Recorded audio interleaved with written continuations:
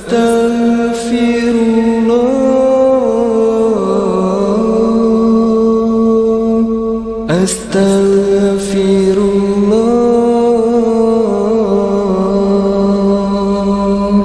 Ya Allah, Ya Rahman, Ya Rahim, Ya Malik, Ya Quddus, Ya Salam, Ya Mu'min, Ya Muhaimin, Ya Aziz, Ya Jabbar, Ya Mutakabbir, Ya Khaliq, Ya Bari, Ya Musawwir, Ya Ghaffar, Ya Qahhar, Ya Wahhab, Ya Razzaq, Ya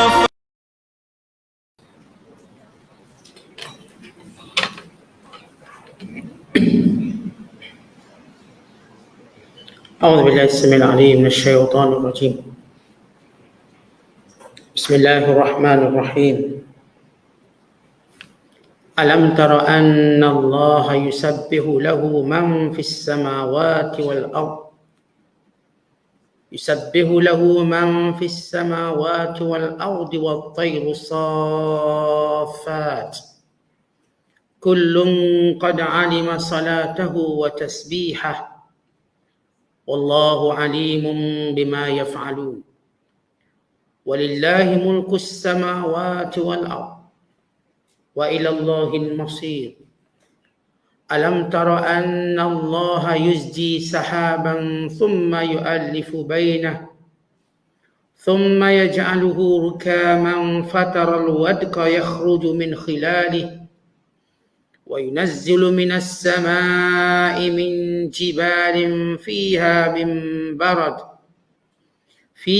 من برد فيصيب به من يشاء ويصرفه عن من يشاء يكاد سنا برقه يذهب بالأبصار يقلب الله الليل والنهار إن في ذلك لعبرة لأولي الأبصار والله خلق كل دابة من ماء فمنهم من يمشي على بطنه ومنهم من يمشي على رجلين ومنهم من يمشي على أربع يخلق الله ما يشاء إن الله على كل شيء قدير لقد أنزلنا آيات مبينات والله يهدي من يشاء إلى صراط مستقيم ويقولون آمنا بالله وبالرسول وأطعنا ثم يتولى فريق منهم من بعد ذلك وما أولئك بالمؤمنين وإذا دعوا إلى الله ورسوله ليحكم بينهم إذا فريق منهم معرضون وإن يكن لهم الحق يأتوا إليه مذعنين أفي قلوبهم مرض أم ارتابوا أم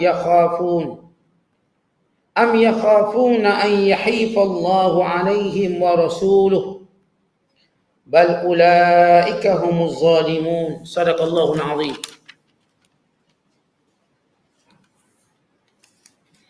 Tidakkah engkau mengetahui bahwasanya Allah Maha Esa dan Maha Kuasa sentiasa bertasbih kepadanya sekalian makhluk yang ada di langit dan di bumi serta burung-burung yang terbang berbaris di angkasa.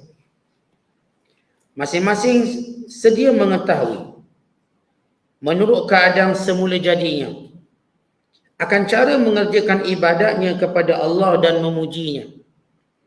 Dan Allah Maha mengetahui akan apa yang mereka lakukan. Dan bagi Allah jualah kuasa pemerintahan langit dan bumi. Dan kepada Allah sahaja tempat kembali sekalian makhluk. Tidakkah kau melihat bahwasanya Allah mengarahkan awan bergerak perlahan-lahan. Kemudian ia mengumpulkan kelompok-kelompoknya kemudian dia menjadikannya tebal berlapis-lapis.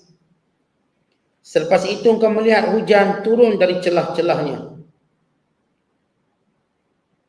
Dan Allah pula menurunkan hujan batu dari langit, dari gunung ganang awan yang ada padanya. Lalu ia menimpakan hujan batu itu pada sesiapa yang dikehendakinya dan menjauhkannya dari sesiapa yang dikehendakinya. Sinaran kilat yang terpancar dari awan, yang demikian keadaannya hampir-hampir menyambar dan menghilangkan pandangan. Allah menukarkan malam dan siang silih berganti. Sesungguhnya yang demikian mengandungi pelajaran yang mendatangkan i'tibar bagi orang-orang yang celak mata hatinya, yakni berfikir. Dan Allah menciptakan tiap-tiap haiwan yang bergerak itu dari air.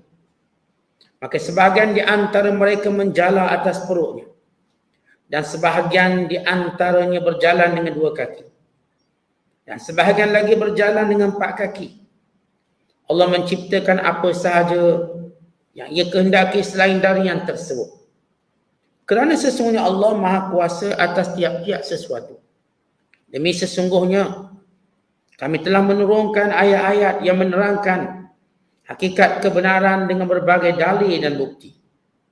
Dan Allah memberi hidayah petunjuk pada sesiapa yang dikehendakinya ke jalan yang lurus. Dan di antara orang-orang yang tidak dikehendakinya ke jalan yang lurus ialah mereka yang berkata, kami beriman kepada Allah dan kepada Rasul, serta kami taat. Kemudian sepuak dari mereka berpaling membelakangkan perintah Allah dan Rasul. Sesudah pengakuan itu dan kerana berpalingnya, tidaklah mereka itu menjadi orang-orang yang sebenarnya beriman. Dan bukti berpalingnya mereka ialah apabila mereka diajak kepada kitab Allah dan sunnah Rasulnya supaya menjadi hakim memutuskan sesuatu di antara mereka, maka dengan serta-merta sepuak dari mereka berpaling engkang, menolak ajakan itu jika keputusan tidak menguntungkan mereka.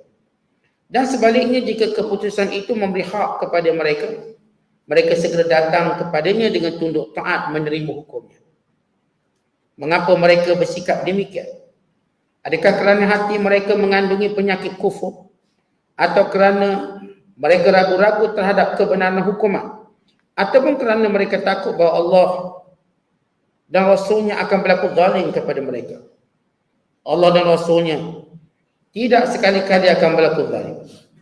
Bahkan mereka lah sendiri orang-orang yang zalim disebabkan keraguan dan kekufuran mereka. Masih lagi dalam penafsiran surah An-Nur, surah yang ke-24 pada juzuk yang ke-18, bermula ayat 41 sehingga ayat 50.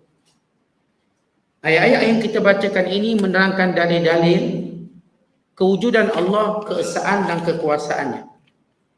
Selepas Allah Ta'ala menjelaskan bagaimana hati orang beriman disinari dengan nur hidayah, dan bagaimana hati orang kafir yang penuh kegelapan, maka Allah Ta'ala mendatangkan dalil ketauhidan dan kekuasaan Allah Ta'ala.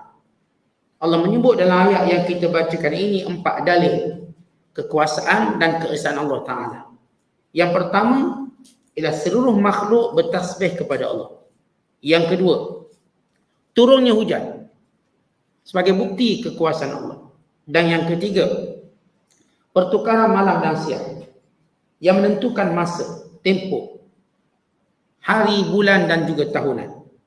Yang keempat, menceritakan tentang makhluk-makhluk yang bernama binatang yang diciptakan oleh Allah. Wa imma berjalan dengan perutnya, atau berjalan dengan 2 kakinya, atau berjalan dengan 4 kakinya, atau berjalan dengan banyak kaki yang mengikut apa yang Allah Ta'ala kehendaki. Ia menjadi tanda kebesaran Allah SWT. Kemudian ayat yang kita bacakan ini juga memberi satu contoh orang-orang yang diberikan kegelapan, tidak diberikan petunjuk, iaitu golongan munafik yang kekal dalam kesesatan dan kenifakan meskipun mereka melihat dalil yang jelas dan nyata. Walau mereka berada di belakang Nabi SAW, bersembahyang bersama Rasulullah, bergaul, berkumpul dengan Rasulullah, tetapi kegelapan, kekufuran dan nifak yang ada dalam hati mereka tidak memberi manfaat kepada mereka sedikit pun dengan pergaulan mereka dengan Rasulullah SAW dan segala nasihat, segala wahyu yang diturunkan. Untuk menunjukkan bila sebelum ini kita dah cerita tentang gambaran cahaya yang Allah berikan kepada orang beriman, kemudian gambaran kegelapan yang menimpa orang kafir baik di dunia ataupun di akhirat. Kemudian kita menceritakan dalil-dalil tentang kekuasaan Allah supaya seluruh manusia melihat satu benda yang kebiasaan mereka lihat. Kalau kita sebut ceramah agama, maka tak ramai yang dengar ceramah. Kalau kita sebut dakwah atau nasihat, tak ramai yang dengar nasihat. Maka Allah jadikan alam ciptaannya sebagai nasihat. Alam ciptaannya sebagai ceramah pada manusia. Ni siang malam siapa buat? Ini hujan yang turun, siapa yang buat? Siapa yang cipta? Ini binatang yang melata, siapa yang mengadakannya? Semua ini ialah tazkirah Allah pada manusia. Kerana mereka tidak mahu mendengar tazkirah khusus yang berupa ceramah, berupa nasihat, berupa dakwah, dan mereka sentiasa berpaling, engkar, berprejudis, berwasangka buruk. Maka Allah beri petunjuk, Allah berikan tazkirah itu bersifat umum, rutin, setiap hari mereka tengok. Apa dia? Hujan. Apa dia? Ciptaan malam dan siang. Apa dia? Segala ciptaan alam ini, haiwan ternakannya, dan diri mereka sendiri. Sebagai satu peringatan dari Allah, aku ialah Allah yang esa yang berkuasa. Maka ini ialah tazkirah yang bersifat terbuka setiap hari. Yang saya katakan yang manusia nak dengar ceramah secara formal, masing-masing punya alasan masing-masing. Masing-masing punya penyakit masing-masing. Maka Allah datangkan tazkirah bersifat umum. Nak dibacakan wahyu kepada mereka, masing-masing beri alasan tak nak dengar wahyu. Maka Allah berikan kepada mereka wahyu terbuka yang bersifat kejadian alam dan segala makhluknya, dan segala rahsia yang berlaku kepada makhluknya. Baik, Allah mulakan dengan rahsia penciptaan yang tiada mengetahui melainkan dalam pemberitahuan Allah Ta'ala. Kata Allah, alam tara annallah, tidakkah engkau melihat? Wahai sekalian manusia, tidakkah engkau mengetahui? Walaupun di sini khitabnya kepada Nabi SAW, wahai Muhammad, tidakkah engkau tahu? Tetapi ia memberi maksud semua kita. Semua. Tapi kenapa khitab pada Rasulullah dulu? Kerana Rasulullah akan menyampaikan. Yang kedua, untuk menunjukkan manusia yang sempurna yang boleh faham benda ni. Maka Rasulullah manusia sempurna. Dan semua kita berusaha untuk menjadi manusia yang sempurna dengan mengikut Nabi SAW. Kita diperintahkan ikut Rasulullah. Ikut Rasulullah dari sudut mana? Memahami sesuatu. Bukan sekadar ikut Rasulullah dengan cara pakaian, makan, minum, dengan cara sekian-sekian ibadat. Bukan dengan cara kita berfikir. Cara berfikir mesti ikut Nabi SAW. Jangan fikir cara munafik. Jangan fikir cara orientalis. Jangan fikir cara orang yang syok, berpenyakit dalam hati. Jangan fikir dengan cara orang yang ditipu oleh dunia, yang dipengaruhi oleh nafsu syahwat. Fikir cara Rasulullah. Kerana fikir cara Rasulullah itu selamat. Kata kita, bila kita nak berjaya, yang pertama kita ubah cara berfikir. Ini sifu-sifu yang bagi kita coaching, dia ajar kita berubah cara berfikir. Benda dah ada semua. Duit dah ada, modal dah ada, kedai dah ada. Tapi cara berfikir kita tu kuno. Cara berfikir kita itu menunjukkan kita nak ke belakang, bukan nak ke depan. Cara fikir paling sempurna, cara fikir Nabi SAW. Bagaimana Allah ajar Rasulullah cara berfikir? Melihat akhirat lebih kekal, mengutamakan pahala, menjauhi diri dari dosa, menjauhi diri daripada kemurkaan Allah. Ni cara berfikir. Bukan cara kita fikir nak untung semata, akhirnya membinasakan kita. Nak kaya semata, akhirnya membinasakan kita. Kita berfikir nak cari redha Allah, nak cari syurga Allah, nak cari hidup yang kekal di sisi Allah. Ya, cara berfikir tadi menjadikan kita tenang berjaya dunia akhirat. Maka Allah kata, alam tara, tidakkah engkau wahai Muhammad lihat? Perkataan alam tara memberi maksud tidakkah engkau mengetahui. Mengetahui tentang dalil-dalil yang jelas dan nyata. Kata Allah lagi, annallaha, sesungguhnya Allah itu. Bila disebut sesungguhnya Allah itu, tidak ada yang lain melainkan bagi Allah sahaja. Apa dia? Yusabbihu lahu, telah bertasbih bagi Allah. Man fis samawati wal ard, siapa pun yang makhluk di langit dan di bumi. Wat tayru safat, dan burung yang berbaris yang berterbangan. Kerana sifat burung bila dia terbang dia akan berbaris. Contoh tengok tak burung maghrib atau subuh ketika dia keluar atau maghrib ketika pulang ke sarang, dia sifat burung, dia berbaris. Umpama kita tengok dalam pembarisan kemerdekaan jet pejuang, dia berbaris. Tak kira lah formasi dia macam mana, itu terpulang pada dia, formasi dia. Dia nak bagi ini ke straight ke, ada senyum burung tu dia akan berbaris straight. Ada secara berlapis, ada secara beberapa soft. Tapi Allah sebut perkataan soft. Bila soft maknanya, ni ekor ada soft dia. Ini ekor ke depan ada soft dia. Itu soft. Maksudnya ada kawanan dalam satu baris. Maka kata Allah, supaya kita pandang benda ni. Seluruh makhluk di langit dan di bumi bertasbih pada Allah, menyucikan Allah. Bila Allah tersebut perkataan man, pertama ia merujuk kepada manusia, malaikat, jin. Tapi ia juga merujuk kepada jamadat. Jamadat yang di mana-mana benda yang kita nampak kaku. Pokok, kaku, laut, sungai. Ia juga bertasbih pada Allah. Tapi kenapa Allah gunakan perkataan man? Bukan dengan perkataan ma. Ma ni maknanya apa sahaja. Berakal ataupun tak ada akal. Tapi perkataan man, mahu maksud yang ada akal sahaja. Makhluk yang ada akal cuma 3. Siapa? Pertama malaikat. Yang kedua jin. Yang ketiga manusia. Ini makhluk yang ada akal. Cuma bezanya malaikat akal tanpa nafsu. Malaikat makhluk Allah yang punya akal dan tak ada nafsu. Manakala manusia punya akal dan nafsu. Dan akal manusia lebih kuat daripada nafsunya. Manakala jin makhluk yang juga ada akal dan nafsu. Tapi nafsunya lebih kuat daripada akalnya. Kerana itu Allah mengutuskan Nabi di kalangan manusia bukan jin. Jin ni dia ada akal, tapi nafsunya lebih kuat daripada akalnya. Manusia ada akal dan nafsu, tapi akalnya lebih kuat. Iaitu ketika mana dia berada dalam keadaan yang baik, dia boleh menguasai nafsunya. Menundukkan nafsunya dengan mudah. Sebab itu di kalangan manusia diutuskan Rasul. Kerana kesempurnaan yang ada pada manusia, kerana akal dia menguasai. Jin, dia ada akal juga, tapi nafsu dia lebih. Nafsu dia sebab dia duduk kacau manusia dan sebagainya. Itu berbeza. Jin kita tak dapat lihat di dunia. Namun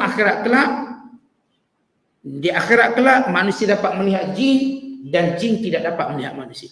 Dia terbalik. Kita kat sini, kita tak dapat tengok jin. Jin boleh tengok. Tapi akhirat kelak manusia akan melihat jin dan jin tidak dapat melihat manusia. Sebagai satu kesempurnaan manusia akhirat kelak. Kerana di sini di dunia manusia diberikan ujian lebih daripada yang lain. Allah uji manusia lebih. Bukan lebih pada jin Allah uji. Sebab jin dia tak susah nak cari makan. Jin pun tak susah nak pindah mana-mana. Sebab dia tak perlu bayar cukai tanah, income tax, semua tak bayar.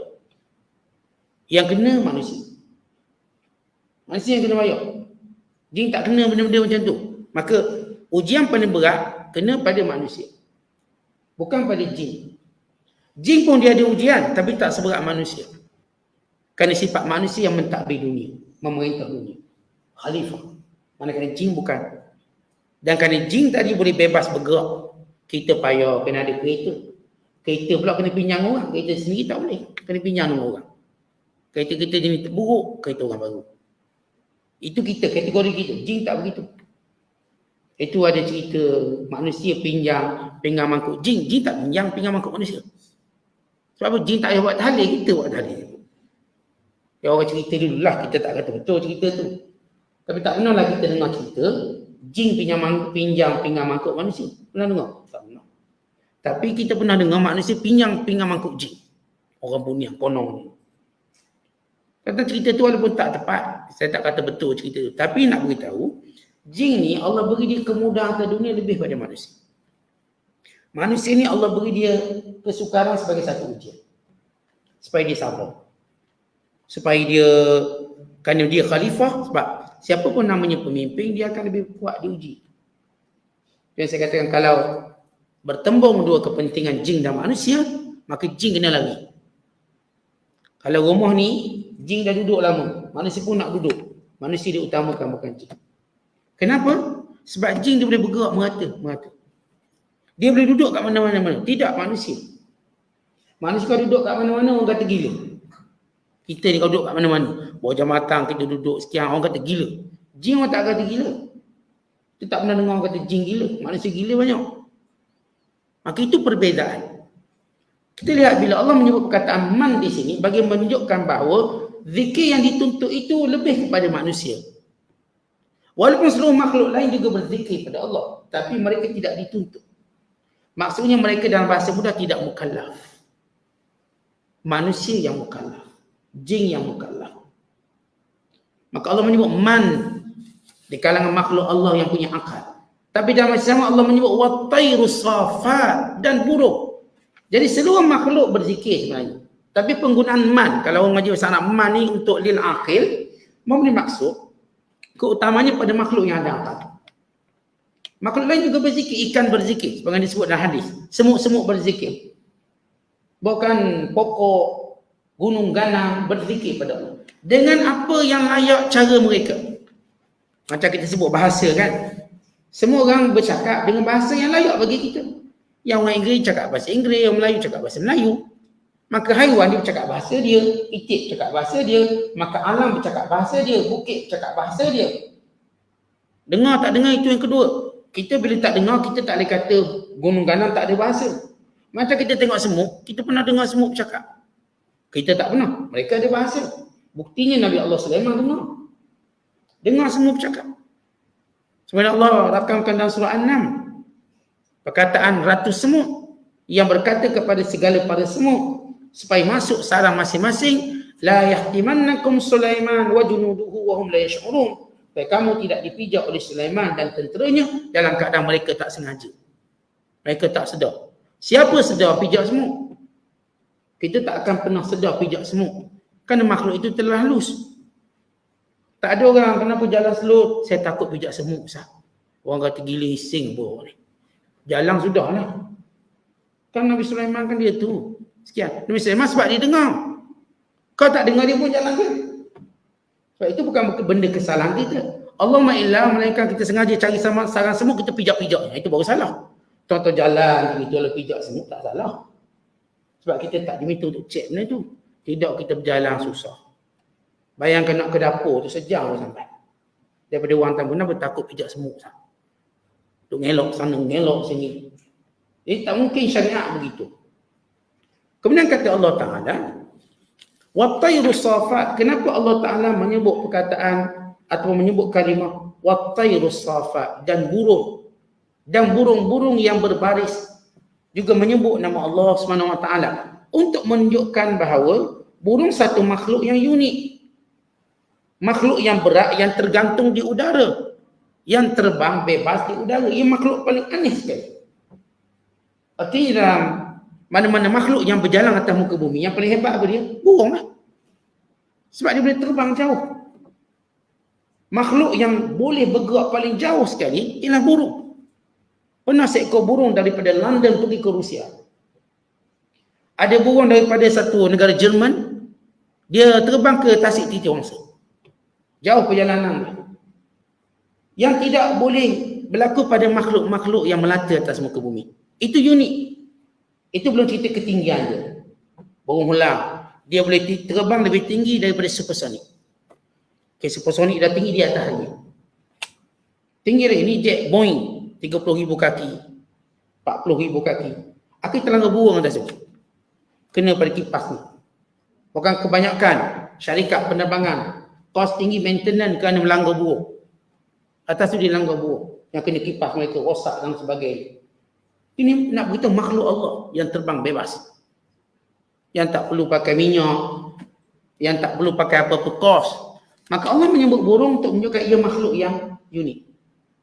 Kerana sifat badan yang berat tapi boleh terbang. Kerana jarak yang boleh ditempuhi. Dan burung ini memang Allah SWT sebut dalam banyak ayat tentang keunikannya dan sifat yang baik yang ada pada burung. Sifat qanaahnya, sifat disiplinnya, semua ada pada burung. Sehingga Allah Ta'ala suruh kita melihat burung dan belajar daripada burung. Sehingga kata Nabi, "Lau annakum tawakkaltum 'ala Allahi haqqa tawakkuli la razaqakum kama turzaqut tayr taghdu khimasan wa ta'udu biqana. Kalau kamu bertawakal pada Allah dengan sungguh-sungguh tawakal, Allah akan beri rezeki pada kamu sebagaimana burung diberi rezeki. Keluar dalam keadaan lapar, pulang dalam keadaan kenyang. Ini dinamakan sebagai hati burung. Apa itu maksud hati burung? Hati yang qanaah, cukup.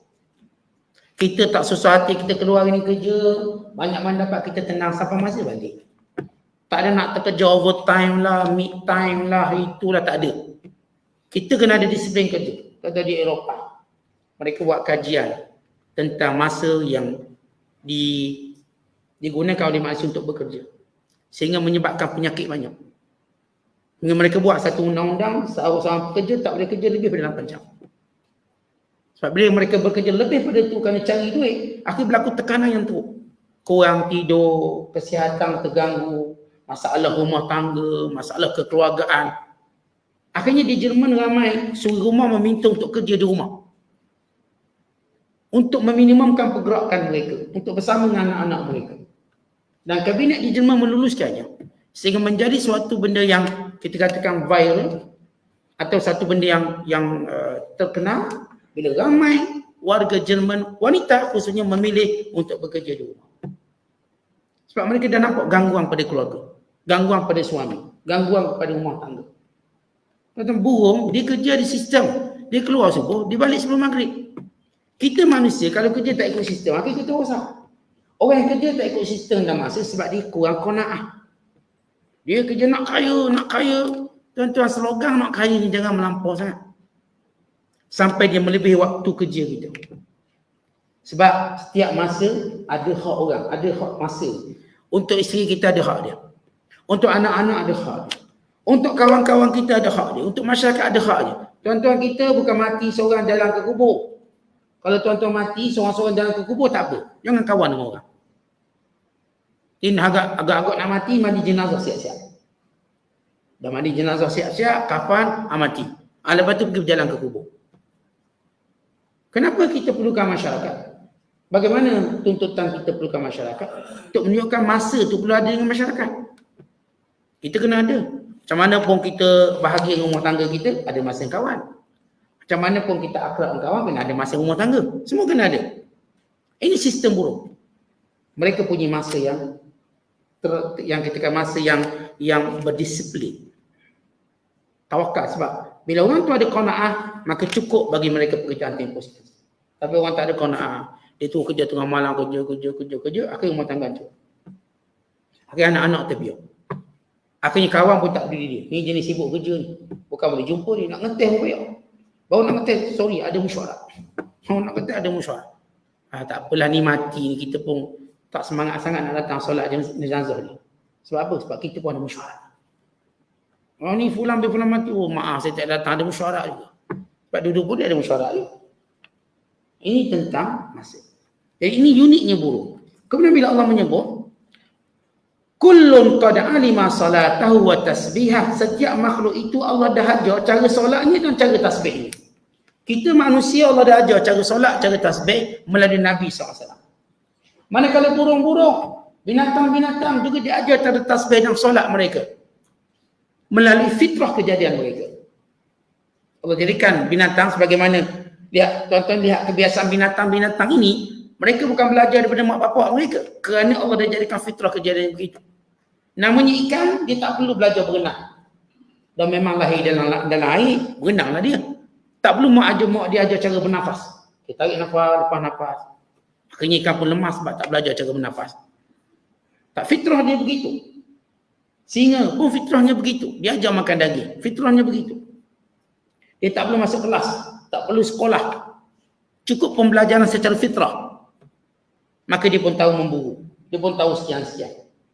Burung pun sama. Dia tak perlu masuk pelajar hitam untuk buat sarang. Dia pun siap buat sarang. Siap mengawal. Siap ada anak bertelur. Dia tak perlu ada macam KPJ untuk beranak. Tak perlu. Tak ada bidang pun. Tak tahu beranak. Mana ada burung datang. Burung ni namanya mak bidang Ustaz. Dia tolong lahirkan burung satu lagi. Ini tidak berlaku kerana fitrah yang Allah ciptakan pada mereka. Mereka boleh hidup. Mereka boleh beranak macam biasa. Mereka berpantang macam mereka. Mengikut cara mereka. Ini Allah Ta'ala sebut. Kullun, semua makhluk. Qad alima salatahu wa tasbihah. Tahu cara nak solat, tahu cara nak ingat Allah. Wallahu alimun bima yaf'alun. Allah mengetahui apa yang mereka lakukan. Seluruh makhluk Allah ni Allah tahu apa mereka buat. Walillahi mulkus samawati wal ardh wa ila Allahil masir. Dan bagi Allah itu kerajaan langit dan bumi, dan kepada Allah semua kembali. Baik, pertama bila Allah menyebut tentang semua makhluk ini bertasbih pada Allah. Dan semua makhluk ini akan dinilai amal dan perbuatan mereka. Khususnya manusia dan jin. Dan mereka semua akan kembali pada Allah. Baik manusia dan jin yang merupakan makhluk yang mukallaf, atau semua binatang-binatang lain juga kembali pada Allah. Sebagai satu makhluk Allah SWT. Kemudian sesudah Allah menyebut tentang tasbih ini, Allah pun menyebut tentang alam tara annallah, bukti kedua keesaan Allah. Alam tara annallah, tidakkah engkau melihat sesungguhnya Allah yuzji sahaba. Perkataan yuzji sahaba, bagaimana Allah SWT menggerakkan awan itu bergerak dengan mudah. Awan ni macam gunung ganang. Atas sana awan yang terbentuk daripada air, melalui proses pemeluapan menjadi udara dan menjadi wap, naik ke atas. Dan melalui proses disebut kondensasi, dia menurunkan kembali daripada wap tadi, membentuk air lalu turun air. Baik, lihat proses ini berlaku. Dia sedut dari air laut, dia sedut dari air sungai, daripada semua sumber air yang pelbagai rasa dan keadaannya, maka turun dengan satu sifat yang sama. Air laut masing, air sungai tahu ada yang kotor, ada yang keruh. Tapi bila mana turun hujan, tengok watak dan sifat air itu sama. Tahu, sejuk, jernih. Walau diambil daripada sumber air yang macam-macam bentuk, macam-macam rasa, macam-macam warna, tiba dia proses dengan begitu hebat dan begitu unik. Siapa yang mampu melakukannya? Kita hari ini buat penyulingan air laut. Syarikat-syarikat besar suling air laut. Di Singapura mereka suling air laut, di China mereka suling air laut untuk kegunaan itu dan ini. Di Saudi mereka suling air laut. Tapi dia tidak mampu mengubah rasa dia. Akhirnya air ini cuma berwuduk, dilarang minum. Tak boleh minum. Bahaya. Mereka mungkin boleh buang natrium dia, natrium klorida dia. Boleh buang garam dia, boleh buang sekian-sekian. Tapi ketidaksesuaian untuk minum masih wujud. Toksik masih ada. Tapi lihat bagaimana dia seduknya air laut, air sungai, air pais, semua air. Kemudian membentuk gunung-gunung awan. Maka Allah menyebut dengan kataan jibal. Awan yang membentuk gunung. Tuan-tuan perhati, tengok awan tadi mula membentuk gunung ganang. Yang syarat dengan air. Yang tebal. Akhirnya Allah turunkan. Sifat awan tadi membentuk 3 perkara kata Allah. Wa imma diturunkan air biasa. Wa imma diturunkan air batu. Hujan air batu. Bahkan di antara tanda akhir zaman, hujan air batu makin kerap. Sepanjang saya hidup, beberapa kali saya lalui hujan air batu. Air batu seketul besar-besar ni, kalau kena kereta pecah. Zaman-zaman kita kecil dulu, kereta tak banyak. Tengah mandi sungai tu, turun hujan air batu. Macam kena baling di batu belakang, jatuh sakit. Orang Melayu kita mesti ada petua. Kalau makan air batu ni, asma baik. Pakak makan air batu. Ada juga benda pelik-pelik sikit. Dia pun ada lah. Dia punya ramuan perubatan dia. Air batu tu seketul-seketul macam air. Kita tengok air batu cube. Jatuh.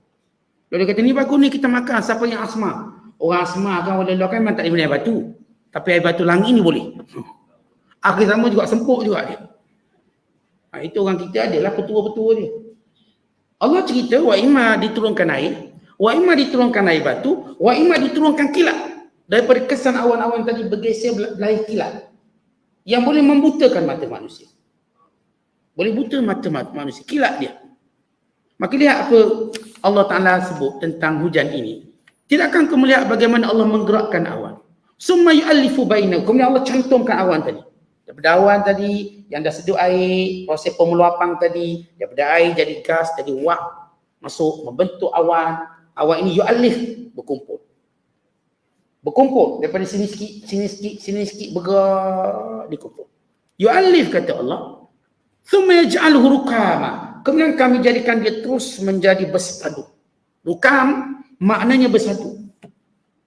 Dia jadi bersatu membentuk awan yang besar. Awan yang gelap, awan yang berat. Fataral wadqa. Maka kamu akan dapati titisan-titisan air. Kata wadah, boleh nampak tu air. Sikit-sikit dah tu air dah ni. Bila benda dah berat, dia pun bocor sikit. Kan kita mula-mula nak hujan kan, dia renyai, nak hujan ni. Dia turun dah sikit. Rintik hujan. Rintik hujan mula turun. Kita pun perasan dia rintik hujan, nak hujan ni. Ni hujan lama ni, hujan berat ni. Dia memula dengan wadq, rintikan hujan. Hujan rintik, lepas tu lebat. Lepas lama tu rintik balik. Lepas dah lebat banjir, dia turun balik rintik. Atau kita sebut renyai. Hujan renyai, maknanya tak kuat sangat. Tak perlahan sangat, ni macam boleh basah lah. Seperti embun yang turun. Kata Allah, fataral wadqa yakhruju min khilali. Kamu dapati wadah. Mula hujan itu turun min khilalihi. Daripada awan yang bercantum, yang bersatu padu tadi. Lalu kata Allah lagi, wa yunazzilu minas sama' min jibalin. Dan kami turunkan daripada langit itu min jibal, daripada gunung. Maksudnya awan tadi membentuk gunung. Fiha min barat. Di dalam gunung-gunung tadi ketulan air batu. Barat. Fayusibu bihi man yasha. Maka hujan batu tadi menimpa siapa yang Allah kehendaki. Negeri mana, negara mana, rumah mana, kenderaan mana, hentam. Wa yasrifuhu amman yasha. Dan Allah memalingkannya daripada siapa dikehendaki. Mana hujan tadi tidak bersifat menyeluruh. Mungkin kena kawasan ni tak kena. Setiap kali kita tengok hujan, dia tak akan bersifat menyeluruh. Dia akan kena negeri ni tak kena. Mungkin di Johor hujan. Di Melaka tak hujan. Mungkin dalam daerah-daerah sama. Daerah Pasir Gudang hujan lebat, dijangka hujan lebat. Daerah Mersing dijangka hujan renyai-renyai mungkin. Daerah Muar panas terik. Ni daerah Muar misalnya. Daerah ni, maka Allah jadikan setiap tempat itu ada waktu hujannya. Sebab itu kita melihat bagaimana pergerakan awan tadi. Dia tunggang hujan di sini, kemudian dia berhenti sana pula. Kadang-kadang kita lalu jalan, sebelah sana hujan, sebelah jalan hujan, sebelah ni tak hujan. Kalau tuan-tuan biasa musafir tengok. Ni kita kan dalam, kita satu halai sini, dia satu halai sini. Belah yang sana tu hujan, belah kita tak hujan. Tak kena. Kerana Allah Ta'ala kata, Allah turun mengikut siapa yang Allah kehendaki. Kat mana, tempat mana. Akhir banjir di sini, selamat di sini. Tapi Allah menyebut tentang jibal. Ada setengah ulama mengatakan dalam penafsiran jibal, iaitu gambaran umpama gunung. So setengah ulama kata tak, memang awan itu membentuk gunung besar. Yang berupa daripada ketulang-ketulang ais. Kalau tuan-tuan lihat batu ataupun gunung kat dunia, berupakan daripada ketulang batu-batu. Batu-batu tanah. Tulang gunung ni, batu-batu tanah.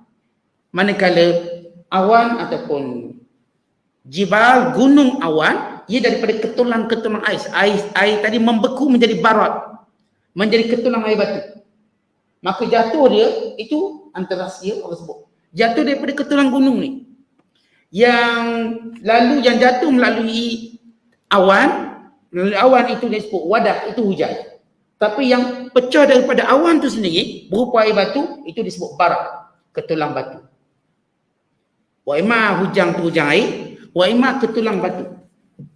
Yang menimpa siapa yang Allah Ta'ala kehendaki. Kemudian kata Allah, yakadu sana barkihi, hampirlah sambaran kilat. Perkataan sana. Sana ni makna kilatan yang terang ataupun cahaya yang terang yang terhasil daripada awan tadi. Berhasil sama ada daripada geseran awan atau sebagainya. Jadi daripada awan tadi. Daripada awan tadi turun air batu, maka turun kilat. Kilat tadi Allah sebut sana barkihi. Hampir terangnya barak atau kilat tadi, kata Allah, yazhabu bil absar, sehingga menjadikan hilang penglihatan. Contoh kita kalau tengok spotlight buka, celak mata sikit, pop, rasa macam tak boleh tengok. Berpina mata kita. Rasa nak pingsan. Kita tengok matahari, tak boleh nak tengok. Ini kan kilatan yang terhasil begitu mengejut. Umpama kita katakan stadium yang dibuka flash ataupun spotlight secara mengejut. Dan kita duduk kat situ. Boleh buta mata kita. Berapa ribu watt. Ini lagi tinggi watt dia. Maka kata Allah lagi, wallahu, kata Allah lagi, yuqallibullahu al-laila wan nahar, Bukti ketiga keesaan dan kekuasaan Allah. Allah menjadikan malam dan siang. Maka bagi orang yang berada dalam kekufuran, siapakah yang mendatangkan malam dan siang? Menciptakan malam dan siang. Bagi orang yang punya cahaya dan hati mengetahui ini tidak boleh dilakukan oleh manusia, melainkan Allah yang berkuasa. Yang menjadikan malam dan siang. Inna fi dzalika la'ibratan liulil absar. Pertukaran malam siang itu menjadi suatu ibrah kepada orang yang punya akal. Apa maksud? Ibrah bagi orang yang punya akal. Mana orang tu akan tengok, ini tak mungkin berhala yang buat. Ini tak mungkin terjadi dengan sendirinya. Ini bisa ada satu kuasa yang agung menyusunnya. Kuasa yang agung menciptanya. Kuasa yang agung menjadikannya silih berganti. Kerana manusia Allah jadikan fitrah, tidak mungkin suatu benda itu berlaku sendiri. Kita mesti akan menisbahkan pelakunya. Tuan-tuan tengah duduk, tiba-tiba tengok kursi bergerak kat tengah tu. Tuan-tuan kata apa? Siapa gerakkan kursi? Tuan-tuan takkan kata kursi itu bergerak sendiri. Tuan-tuan akan nisbahkan pelakunya hantu. Satu dunia kata benda sama. Baik orang kafir, baik orang mana ke, bila tengok satu benda bergerak tanpa ada tangan manusia, dia kata ini spirit. Ini roh, ini hantu, ini sekian. Artinya nisbah pada pelaku ialah satu benda fitrah. Tiba-tiba alam yang sebesar ini kita katakan terjadi sendiri, kita membodohkan fitrah yang Allah ciptakan kita. Pasti ada yang menciptakannya. Malam dan siang ini yang menciptakannya, yang mengusungnya, yang menentukan waktunya bila malam, bila siang. Malam sifatnya yang sejuk, nyaman, senang hidup. Siang yang sifatnya panas, menyihatkan, terang, senang cari kerja, senang kita cari rezeki. Maka kesemuanya malam dan siang punya sifat-sifat tersendiri, yang sifat malam dan siang ini sesuai untuk manusia. Malam ini yang sesuai untuk manusia. Kita rasa lebih sejuk, lebih rehat. Kadang-kadang datang musim panas, kita buat umrah malam hari, sejuk sikit. Kadang-kadang datang musim panas, semua aktiviti kita tukar malam sebab sejuk kata kita. Kadang-kadang aktiviti kita siang hari, malam tak boleh buat, pendek sangat malam. Kita buat siang pula. Demikian manusia memanfaatkan setiap sifat malam dan siang untuk maslahat kehidupan mereka. Kemudian sesudah Allah menyebut tentang malam dan siang, Allah menyebut tentang tanda kebesaran Allah yang keempat. Wallahu khalaqa kulla dabbah mimma. Semua binatang-binatang Allah ciptakan daripada air. Apa maksud dari air? Daripada mani. Sebagaimana manusia daripada air, mani. Akhirnya burung, mereka juga bersetubuh. Mengawan kita sebut. Singa mengawan, ikan mengawan. Semua makhluk ni mengawan. Untuk proses air tadi membentuk ciptaan-ciptaan baru. Faminhum, di kalangan binatang itu kata Allah, mayamshi ala batni, ada yang bergerak dengan perut dia. Contoh binatang yang bergerak dengan perut ialah ikan.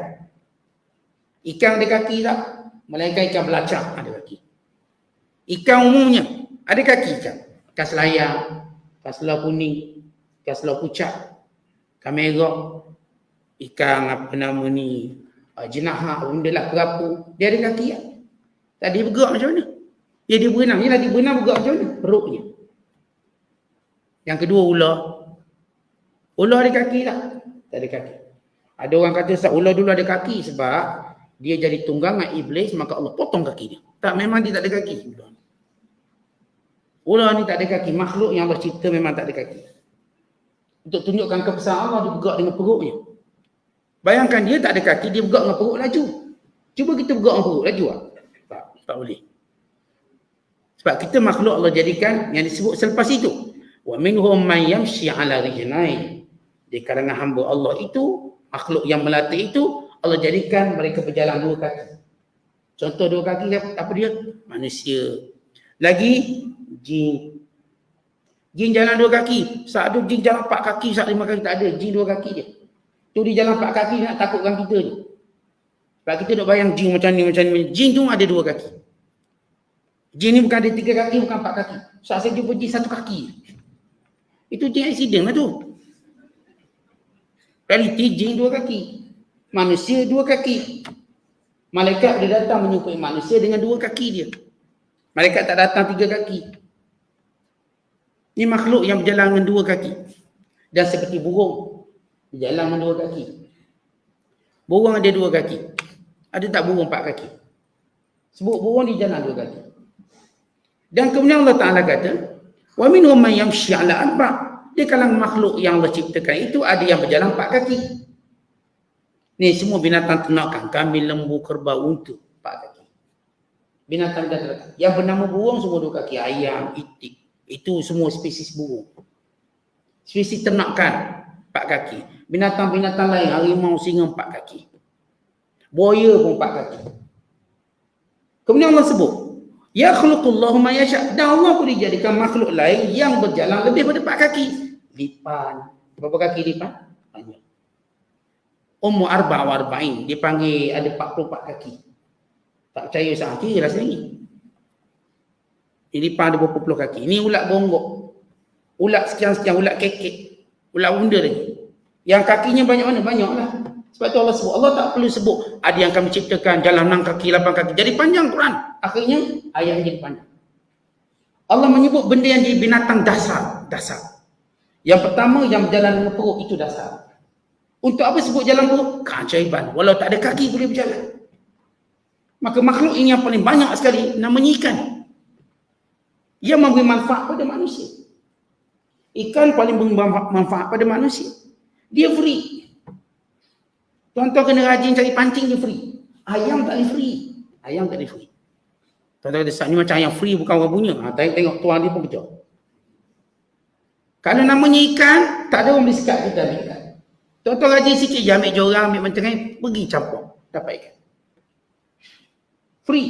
Maka Allah menyebut makhluk yang paling bermanfaat pada manusia, paling mudah. Paling mudah untuk kita tangkap dan tak habis. Tak habis ikan ni, tak pernah kata ikan habis.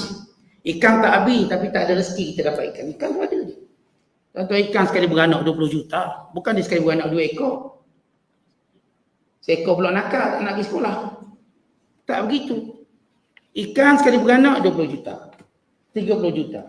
Ikan ada bilion. Tuan-tuan makan sekian banyak, dia terus tumbuh banyak. Sebab itu Allah tutup laut untuk kita tak dapat lihat. Kerana proses pembiakannya tidak diganggu. Kita tak nampak benda dalam laut. Supaya makhluk-makhluk ini terus membiak dengan cepat untuk memenuhi keperluan manusia. Bilion ikan. Tuan-tuan, bila kita tengok alam binatang, alam haiwan. Ikan yang kita guna baru 125 spesies. Yang ada dalam tu beribu lagi spesies kita tak guna. Kalau saya suruh sebut, tuan-tuan sebut ikan, bakal ada 10 jenis ikan tuan-tuan sebut. Hak makan pula 2 jenis dia makan. Ikan bilis yang makan, ikan bilis. Lepas tu ikan, ikan merah. Rupa-rupanya ikan ni, yang digunakan oleh manusia baru 125 spesies yang mereka jumpa. Yang lain beribu lagi spesies ada. Macam-macam ikan ada. Allah Ta'ala pelihara ikan ini untuk keperluan manusia. Yang saya katakan ini binatang yang berjalan dengan perut yang ajaib. Jangan perut, laju. Dia perut. Saat ni dia punya ni, apa ni, sisik dia semua. Itu tak namakan kaki. Realitinya perutnya tadi. Dia bergerak. Ikan.